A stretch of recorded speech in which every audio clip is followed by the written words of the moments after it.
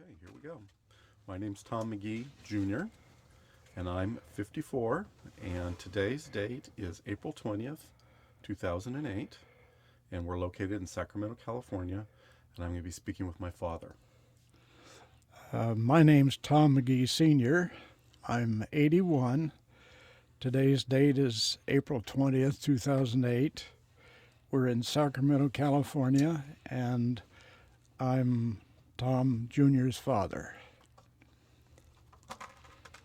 Okay, well, first thing I wanted to ask you about was that story that you tell about when you were a little boy in the Russian airplane. Could you Oh, could you could you tell us about that and oh, how it sure. started? And Well, one day my dad heard on the radio or read in the newspaper that a Russian airplane had landed in a grain field about 15 miles away near San Jacinto, California. And of course, that was exciting because airplanes were kind of rare, and on a Russian airplane was especially intriguing. My dad always loved airplanes, and I think this was in 1937. I'm sure it was 1937, and so he loaded us up in the little red pickup truck, and we drove over to see the airplane. And what it was a transpolar flight from Russia over the North Pole, and it was an effort to set the world distance record.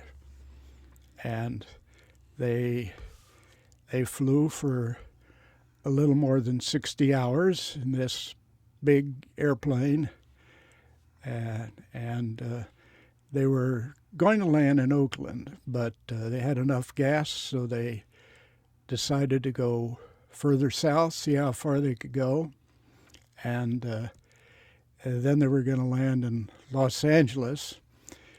But then they decided that they'd try to get to San Diego and maybe even to Mexico.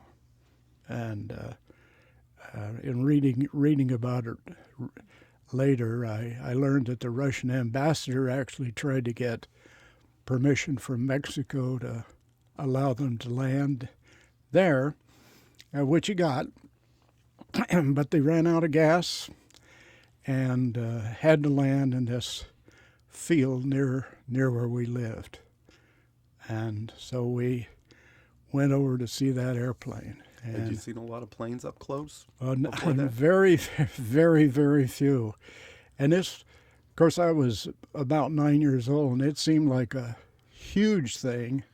And of course, it was pretty large, and I can still picture that big red colored wing on it, and a farmer that owned this property where the airplane landed stretched a rope around it and charged admission for people to go in and go to see the airplane. And he charged 25 cents for adults and nothing for kids. And we got to walk around the airplane. There was a guy there in his Russian flight suit with sheepskin suit and aviator hat and The aviator goggles. hat must have been Oh, that impressive. was impressive. Got to touch the tires, and oh, it was a thrill. And of course, it was covered in the newspapers, and this they did set the world record. The flight was almost 7,000 miles. I think it was about 6,900 miles. Interestingly enough, the Russians had set the record just before that. About 30 days before that, there was another Russian flight over the pole that landed at Vancouver, Washington. They didn't get as far south as this one did. And then shortly after that, there was a third flight that tried to beat their record, but that plane was lost, and nobody knows what became of it. But that plane flew at about 8,000 feet the whole distance, Uh-huh. and its flight speed was less than 100 miles an hour. If you can imagine that, how you could keep a big airplane like that Yeah. without like that. Now, didn't it turn out that years later, and this would have been probably, was it 70s or 80s when you had taken a trip to Russia? Yeah, And you it was actually, not intending to, but you actually went past the place where it had taken off. yeah, we were on a tour, and we were driving out through the country in Russia, and you know how the tour directors, they tell you about, this little place didn't have any claim to fame other than that's where these guys came from that flew that plane, and they told us about that. And of course, I was excited, and I tried to tell our bus mates about this exciting thing that happened to me when I was a kid, and they could have cared less. they were just, oh shucks, Yeah. There's another story. Another tall tale. Yeah, right. It yeah. must have been in a like an astronaut landing in the day. Oh man, I can remember the pictures in the Los Angeles Times, and it showed a kind of a dotted line over the top of the Earth where this plane went, and heck, I didn't know anything about the North Pole at that time. I was just a kid, but I learned a lot about it. You had to go and kick the tires and. Oh yeah, it was. And then after that, they interviewed these flyers when they were in Los Angeles. They stayed in Los Angeles there about a week, and during the interview, this one pilot said that he wanted to extend his condolences to the Earhart family because during this time, Amelia Earhart. Oh, okay. That kind of places a timeline in history for me about when it was. Yeah, went down, and then they went to San Diego, which is where they were headed for, and were interviewed by the press. Came back to Los Angeles, and then went to Washington D.C. And there were pictures in the newspaper then of these Russian flyers standing beside George C. Marshall, who was the chief of staff for the Army at the time, and it was a thrilling thing. It was really stuck out. Leave a big mark. Did you want to be an aviator after that one? Oh yeah, for a while. What did you want to be when you were a kid? Oh, everything. I went through the fireman stage and the policeman stage and the main thing I wanted to be was a chemist. Oh, really? Yeah. And what had ignited that? Oh, I thought people like Thomas Edison and others were pretty cool characters, and the stories of Thomas Edison kind of remind me of your dad, of Grandpa. Yeah. The kind of inventive guy that. Yeah, he was a tinkerer and stuff. He was an inventor. Did you ever have a nickname when you were a kid? No, I was just Tom. Never earned some embarrassing nickname. No, You're not gonna fess up to it now. No, Huh? I was always just plain old Tom. Now, Grandma was an only child. Yeah, she was. So you didn't have any uncles or aunts on her side. Did you have any on Grandpa's side? Yeah, I had two. I had an aunt and an uncle on my dad's side. Did you have kind of a favorite relative? My grandfather on my father's side. Oh, really? Yeah. What was he like? Well, he was a blacksmith from Missouri, and he was a kind of a comfortable old guy to be with, and he had years before built a blacksmith shop in his barn, and we used to like to go up there and play with his forge and his anvil and his stuff that he did blacksmiths. When he first moved to the area where one of the few guys that could still shoe horses and stuff like that. Uh-huh. Was he still doing that when you were a kid? No, he was too old when he was really retired. Was he? Yeah, that they were Missouri Hill people, and I can remember they had this old wood stove that they cooked on, and you had to get the ashes out of the stove, and my grandmother had a turkey wing that she used to brush the ashes away, and that was impressive when I was a kid. Didn't smell too good, but it was a turkey. Yeah. So, it seems like your life took kind of unexpected turns. Was it really because of the war and the GI Bill, or? Oh yeah, the GI Bill was everything. That made so much possible that wouldn't have been possible otherwise. For one thing, it got me off the farm, and I wanted to do that desperately. You and Uncle Perry both? Yeah, right, yeah. Did you have when you got in the GI Bill, or even in high school, did you have any instructors and teachers that were kind of pivotal for you? Or Not really. was it later in college? I did later on in college, but in high school, I was a very mediocre student. Strange thing, I always was sure I was going to go to college, but Really? Yeah, it never occurred to me that I wouldn't, but it never also occurred to me how was I going to do that with the kind of grades that I had in high school.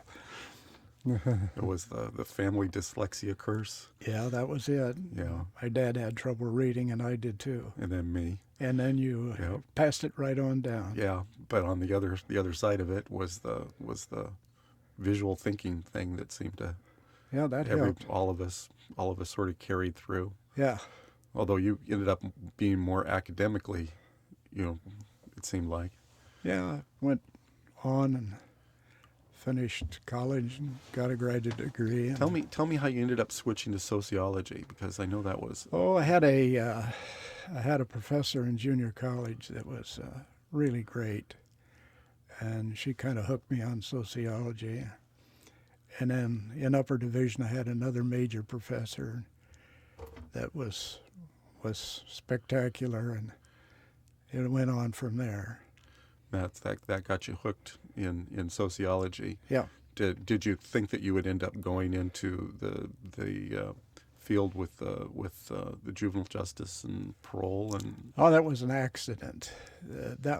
I was going to teach sociology, or at least I thought I was. And I even thought about going on and getting a PhD. And then Phyllis, your mom, got pregnant when I was finishing up my graduate year at USC, and I had to get a job.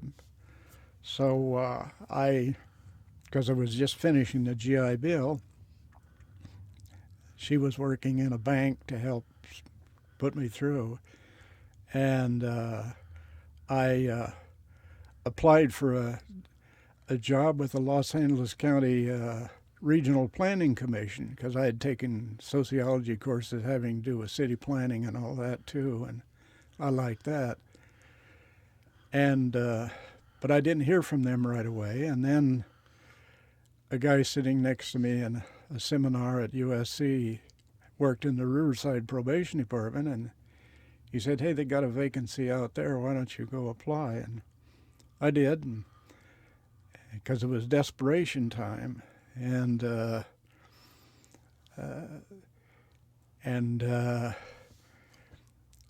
then they offered me a job in the probation department as a deputy probation officer, and I accepted that rather than wait for the Regional Planning Commission. We got moved out there, and within a week I got a card telling me to come to work in Los Angeles. But by that time the die was cast, and I was in juvenile corrections from that time on. Well, having seen you a little bit in action, in one way or another, and being on the receiving end of your impressive interrogation skills. Did you end up being a natural at being a parole cop, Dad? Oh, it worked pretty well. I enjoyed it, and did you come by your interrogation skills, your ability to peel people? well, I practiced on you. Well, it worked pretty good. When Mom got pregnant, how did you find out? How'd she tell you? Well, we planned it, and she said, "Well, this is it," and of course we were looking forward to that, but we were dirt poor, and had to do some scrambling to. When you found out that it was for real, how did you feel? Oh, that was great. Was it? Oh yeah. You weren't scared? No, we had talked about it and wanted kids, and How did you guys? I know that you guys met in college. yeah. But when was it you first really met?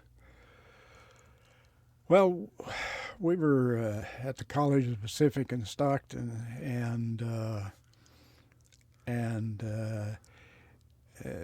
the dining room there didn't serve an evening meal on Sunday, so you had to shift for yourself. And there were some people in a church group that took pity on some of the students, and they had kind of a potluck or something Sunday evening, and your mom attended those things, and I did, and I'd offered her a ride home one Sunday evening, and that was that.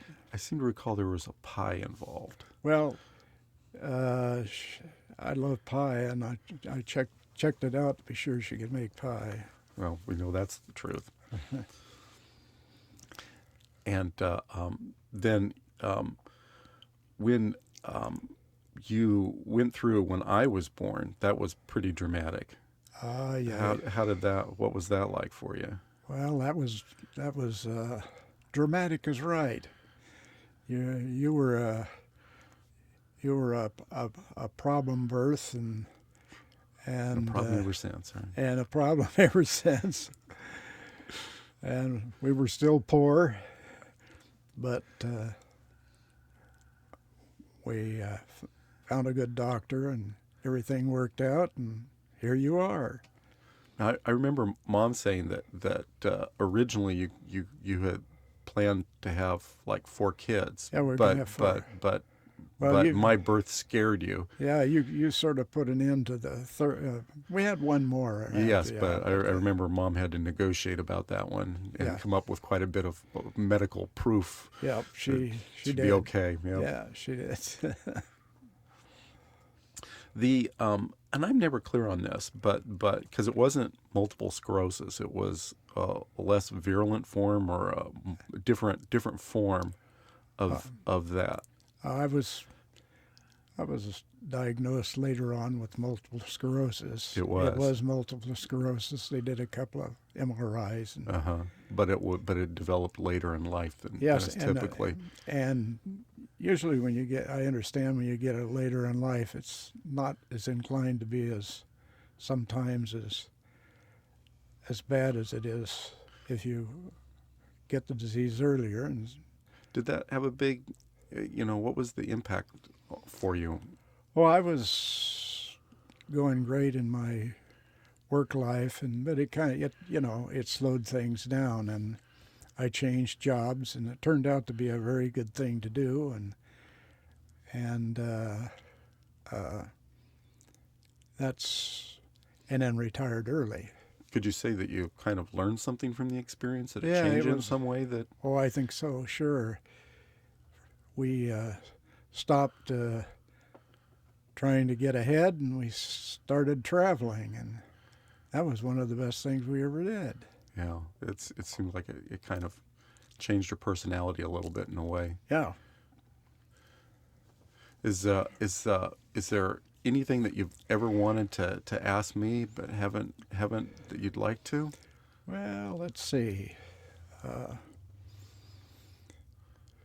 Well, you had you had that old dyslexia thing that came from down my side of the family, and Make you feel a little I guilty? did, yeah, I knew it was Felt the same way with it Shelby, with my was daughter. Yeah. yeah tough and but you seemed to persevere and Well, I learned from it. uh, I think one of the things that became a big lesson for me was that, especially once you get out of school, where everything is geared toward the very skills that you have difficulty with, that I learned that it was really not a disability. It was just a different way your brain works differently, and yeah that way that your brain works is actually of a great deal of value. yeah So being able to think visually and being able to think non-linearly turned out to be really good for I ended up making a pretty good living, yeah programming computers because of that very thing. So yeah not so bad I've come to not think of it as a not so bad. no, it was kind of wasn't fun in elementary school, but you guys were very supportive.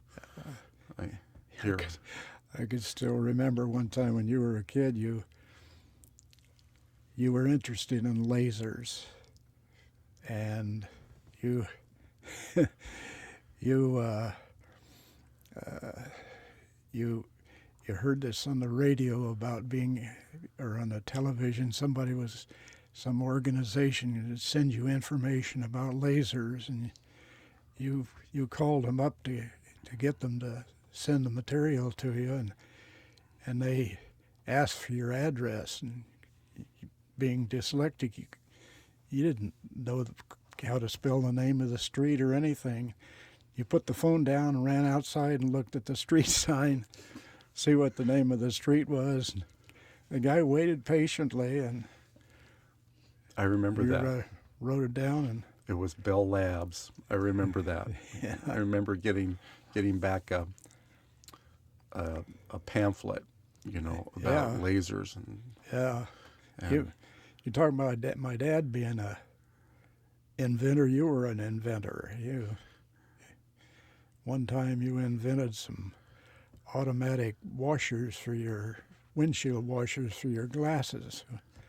Took them to school and had a little motor that ran the wipers on your glasses, and it was made quite a hit with your teacher. yeah, I remember you for Christmas you gave me, when we were getting, at that point the toy industry was pretty well along, Yeah. lots of Barbies and GI Joes and that kind Oh of yeah, stuff.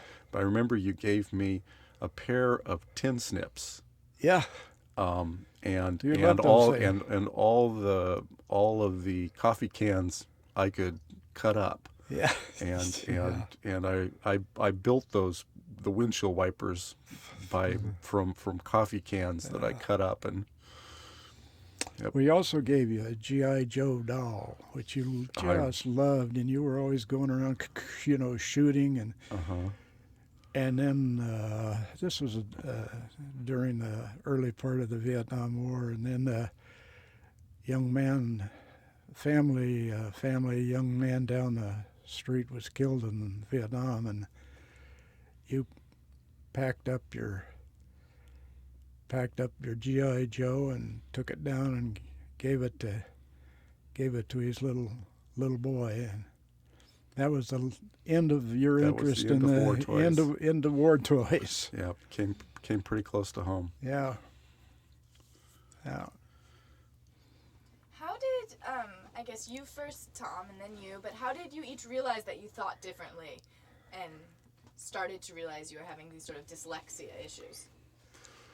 Well, I had trouble reading in school, and my two brothers were bright and kind of good students, but I really had trouble, and they weren't going to pass me out of the 8th grade. And then They didn't know much about dyslexia then. Really They, didn't know they didn't know anything. anything then. Yeah, we really didn't know about that, what that was about until. Well, that was the thing for me was Yeah. that Mom was getting her teaching credential then. She'd Yeah. gone back and she was getting her teaching credential. And as I recall, it was either one of the professors that brought that up to her. I think maybe, or it was even the principal at the elementary school that I was going to that actually said, he'd read about the term the dyslexia just was new. Yeah. And I know that that you guys were very aggressive in getting me help and signing me up for things. And I remember I actually took part in studies about dyslexia. Yeah. So some of the early studies about Yeah. dyslexia, I was one of the guinea pigs, I guess. But, Yeah. But that ended up being also one of the things that ended up being a big resource. I remember there was a Dr. Plexus that was at Sac State, and I ended up going Yeah. to reading clinics and stuff where Yeah. they were doing things to try and teach about Yeah. visualizing letters and drawing them in the air, trying all these different things they were doing for different pathways and stuff. So Yeah. that's how I knew because you guys aggressive advocacy for me. Well, And we did it to you. I did it. I remember I wrote the word, I had it spelled out for me, dyslexia, and I carry that in my wallet. And then when I went to junior high school, every one of my instructors, I would pull that word out, and say, this is, it looks like, I'm, my handwriting's horrible, or, I'm reading badly or whatever, but it's dyslexia, and, I could spell it out for Yeah. them.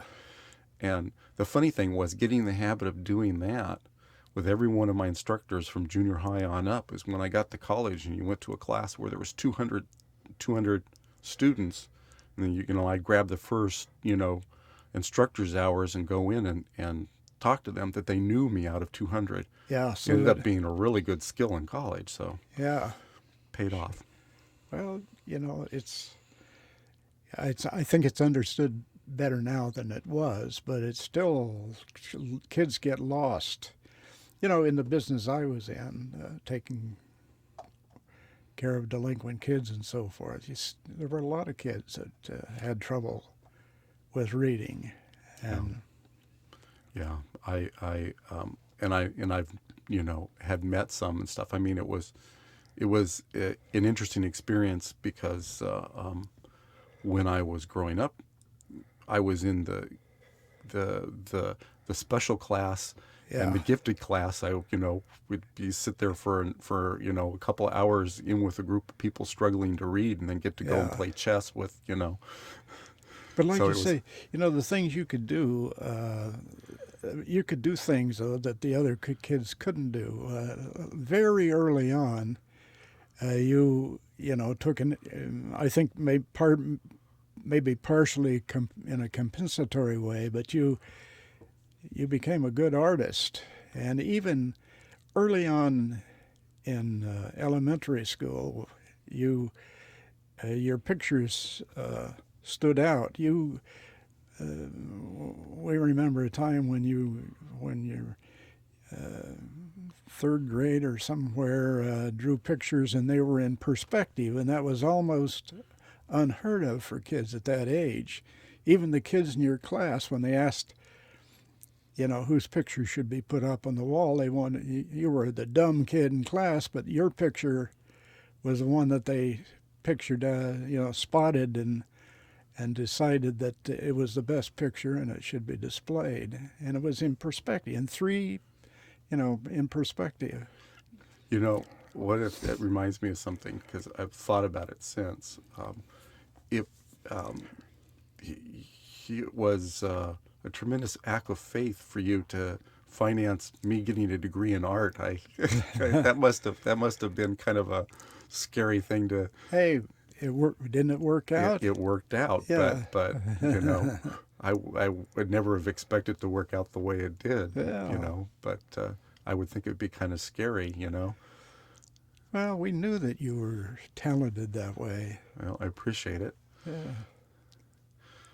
Let me see here.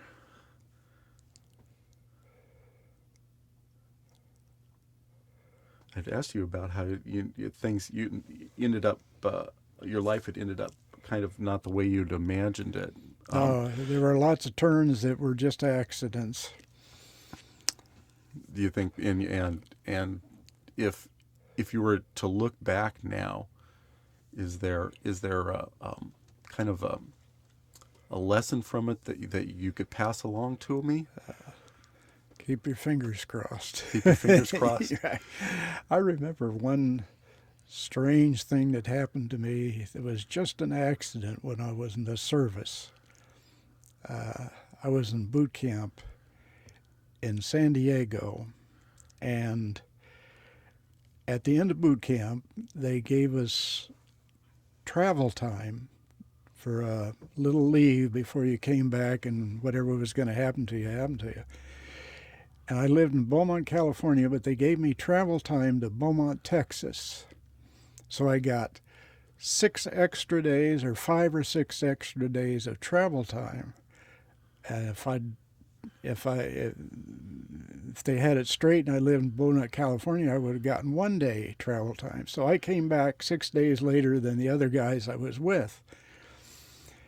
And those guys, the ones from near where I lived, the ones in Los Angeles, were lucky enough to get shipped immediately and put on the cruiser Indianapolis, which was in the United States at that particular point in time. I learned later to get they loaded the atomic bomb on it and sent it to over to Saipan. But I wasn't lucky enough to get on the Indianapolis, and I was shipped off and went to the Pacific in a different way. But those guys that were lucky enough to get on the Indianapolis was sunk about 3 months later in the Philippine Sea, and it's a well-known story about the survivors in the water for several days and the sharks and all of that. So it was just a mistake that they made on my leave papers that saved my life. So it's, that's been the story of my life ever since. These little quirks that you feel came lucky, along. huh? Nothing I did.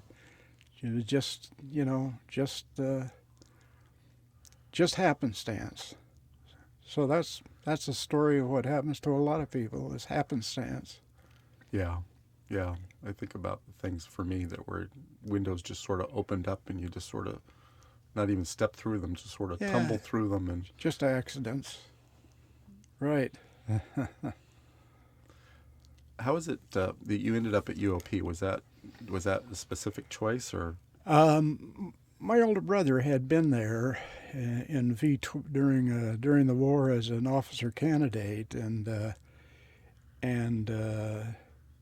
he didn't finish the program, and he was then sent overseas. But afterward, we were looking for a school to go to, and it was a happenstance another one, because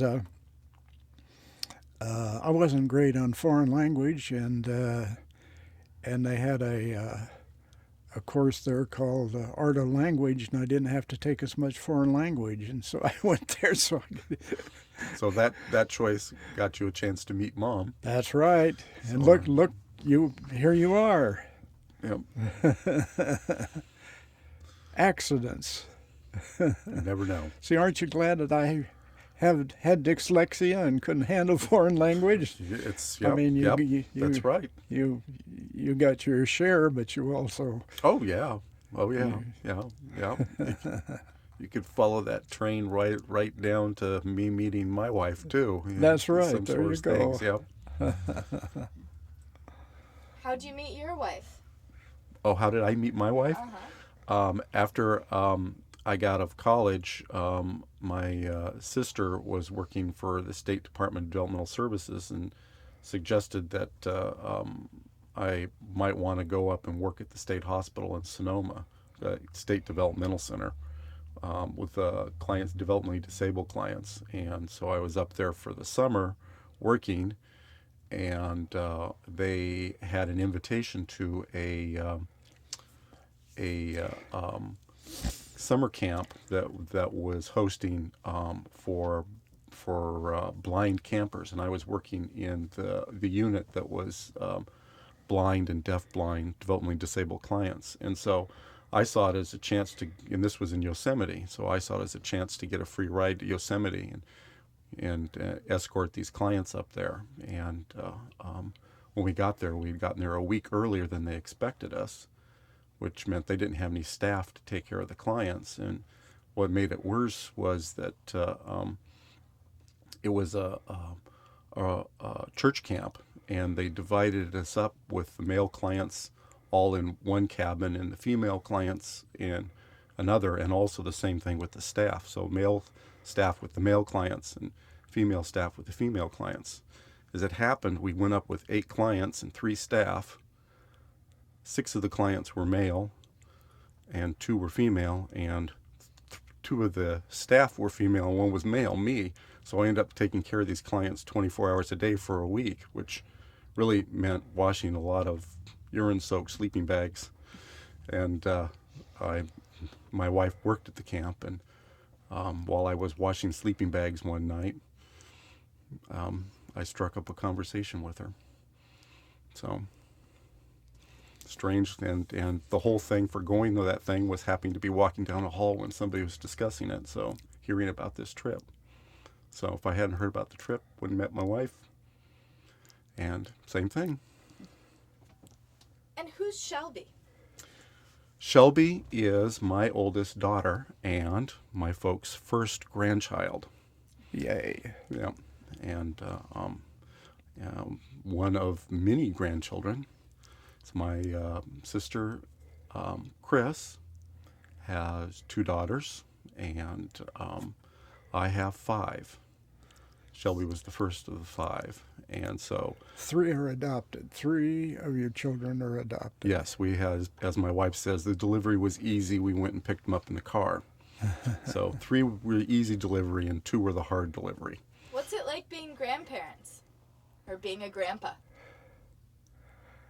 I can speak to that too, but you go first, Dad. You go first. Well, I like it. I've got little grandchildren right now. The oldest is 3, so it's lots of fun to rev them up and then hand them back to Mom. How about you?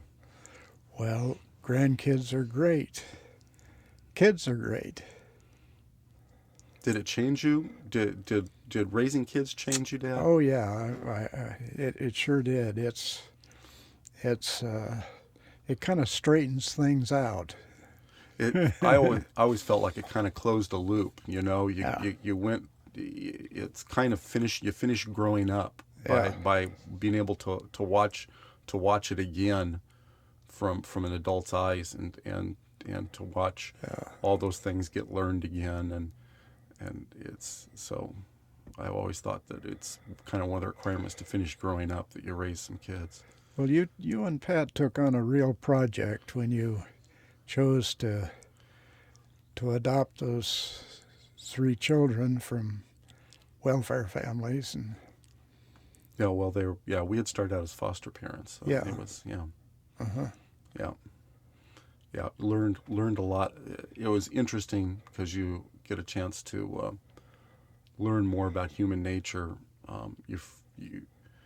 You don't realize. I've learned how much more is of human nature is inherited than I had thought. Because when you're raised by somebody that you've got the same genetic material, there's kind of the disposition is kind of the same. You don't think about it, but to have people with different heredity, it's you realize how much of you is there when you're born. Yeah.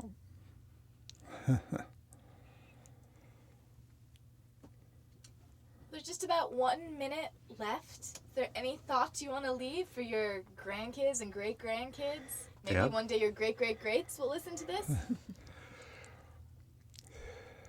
Well, I hope that they have as much fun as we did, raising their families and doing the things that we enjoy doing. I'd say that there's a lot in the moment that take a chance to see it. That's for sure.